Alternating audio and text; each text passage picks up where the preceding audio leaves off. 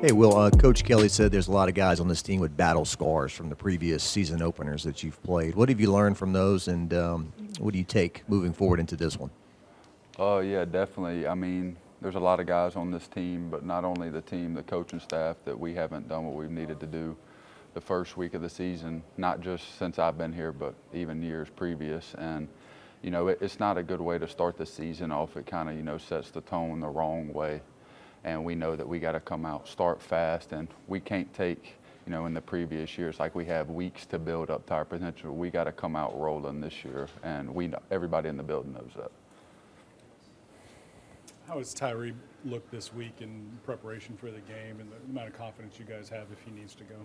Yeah, I mean, Tyree, not only Tyree, but Paul Mabanga has been a guy who's made significant strides. Both of them, you know, have looked great throughout camp and only progressed, you know, and they both are, you know, ready to play it, you know, whenever we need them, and I'm excited for them.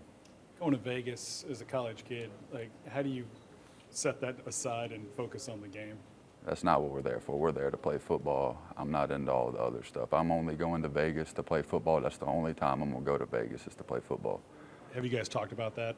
Yeah, I mean, everybody knows that, you know, we're going there for one reason only. We aren't going to Caesar's Palace. We're going to whatever the name of the stadium is to play USC. Just give me your thoughts on leading this one, you know, off with USC and the challenge that they present. Kind of like you said, hasn't been great to start things off. Like, where's the mindset of this team going into this one?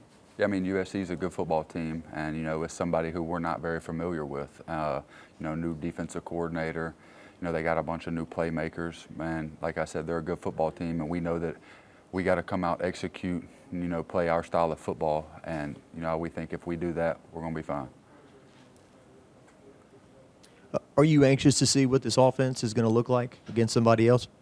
I mean, I know what this offense is. I mean, I know the type of playmakers we have and the guys that we have, not only on this offense, but this team.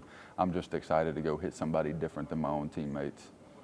Coach Kelly more than once has said the sum of the parts will be better than some individual pieces, and I guess he means maybe there may not be a Heisman Trophy winner or something like that, but you feel like the offense can be just as potent as it was last year? Yeah, I mean, you know, like Coach Saban said it on TV the other day, you can shake a tree and find players in this state. I mean, we're going to reload. I mean, as much as we love Malik, Brian, Jaden, they're not here. And we can't make an excuse for ourselves because they're not here. Oh, well, we lost because we don't have them. No, we have Kyron Lacey, C.J. Daniels, Xavier, Nutt, like all the guys down the list, Chris. And we have to go and play our football, and all of those guys can take a game over. And we just got to go do that. So have you set any personal goals for this season? If so, what are they? Win a national championship. That's it.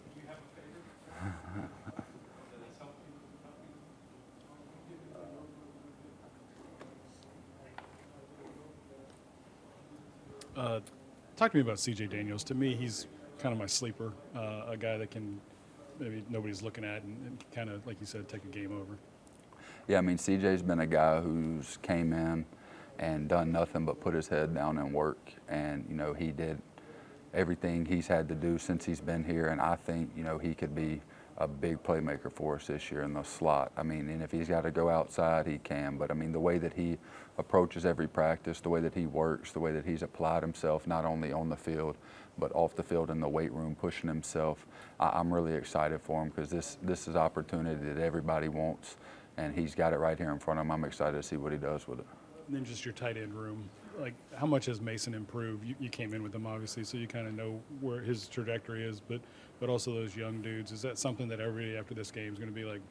Yeah, I mean, I've said it before. We got the deepest tight end room in the country, and you know, it's not only the deepest, but it's the most versatile. I mean, nobody else in this country has those three dudes in the same room. Nobody has a Trades Green walking around the locker room, a Pimpton walking around, and a Mason, guys that can go and put their face on a DN, but not only blow the head off your best DB. So it really doesn't matter what you ask them to do, they can do it at a high level. If you could describe this offense in one word, what would it be?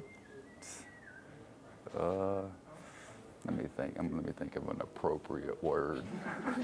I'll say explosive. You know, there's a lot of explosive playmakers, not only on the outside but the inside in our running back room. And, you know, like I said, we're going to run the ball. So, I mean, that's not something we're hiding or, you know, trying to keep quiet. I'm telling everybody right now we are going to run the football. So you can take what you want with that. And, you know, Caleb, Josh, Caden, all these guys, you know, they're all big, powerful, fast guys. And you know, I'm just excited for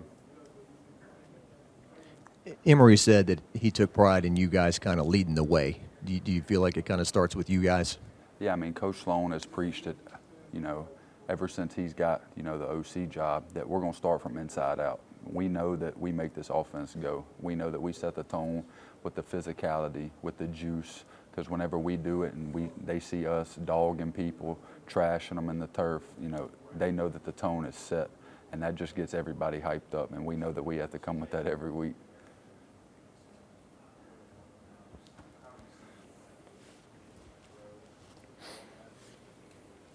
What do you expect from Joe?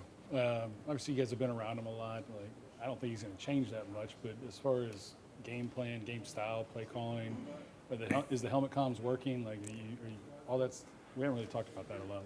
Yeah, I mean, so I've known Coach Sloan since I was a freshman in high school, and whenever he was at LA Tech, and I can tell you he has not changed one bit. He's a screamer, and he's gone, you know, he coaches his heart out, and you know you can't do anything but respect it for his love of the game. But the comms, you know, I'm interested to see how it goes, because sometimes there's some confusion, but we'll see how it goes. It's going to be a little different with 80,000 people going ballistic, so it'll be interesting, but I think it'll be good. Any more questions for Harold, guys? Or sorry, Will? Yeah. What are you seeing out of Nuss taking this team into a season right now? His first, you know, he started the bowl game, but this is the first time, start to finish, he's looking to lead this team. Yeah, I'm excited for him. He's not, you know, in this era in college football, guys are just quick to pick up and leave if something doesn't go their way. And, you know, he's done the complete opposite. He's came here every year, put his head down, worked, and pushed himself to not only, you know, get himself better, but to help lead this team in any way he could, not even when he wasn't a starter. And, you know, he's waited his turn. I think he's one of the most explosive playmakers in the country, and I think that he's going to show that. And I'm excited for him, not only as a football player, but as a leader, because, you know, he takes pride in, you know, commanding our offense. And like I said, I'm just super excited for him. He deserves everything that's about to come his way.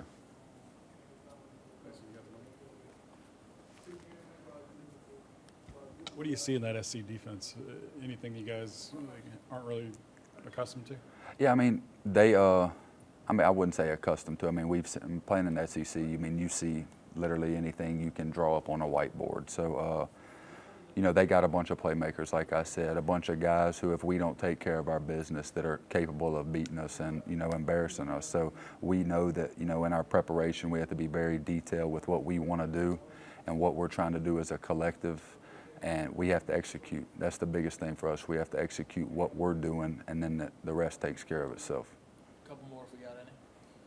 Do you like where this is at, kind of with this team? People not really knowing what to expect out of it, you know, and can they keep it up, kind of thing. Do you I like that? like the underdog. I'm gonna take him every time. Nobody's expecting what they're about to see on Sunday night, and you know we're excited for it. Everybody in this room knows. Everybody in this building knows what we have in here, and I don't think a lot of the country knows what we have in here.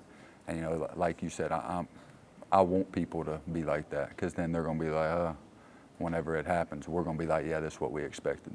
Shot, last one. Coach Kelly has said in the past that you're a man of few words, that you don't talk a whole lot, but it seems like that's changed maybe here in August. You've had some of the best interviews, I think.